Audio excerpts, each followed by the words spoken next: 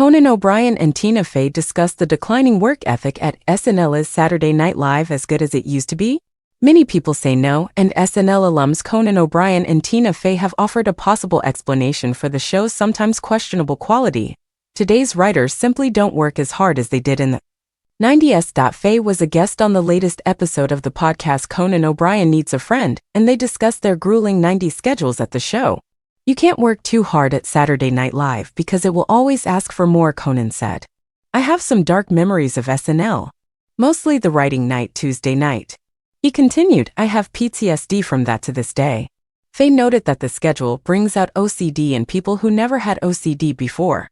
Now, however, writers apparently don't undergo the same level of sleep deprivation. In particular, Fey said that writers no longer put in extra hours writing on Monday, following the initial pitch meeting. She said, you know what's weird now? I've been there the last couple times where I've happened to be around on a Monday for some other reason over there. Everybody leaves. We would sweat through pitch and then you'd go and start writing Monday night and try something. But now they're gone. At this, Conan said, that's strange, I've heard that. Now I sound like the old man who says, you know, in our day. But I do think we worked harder.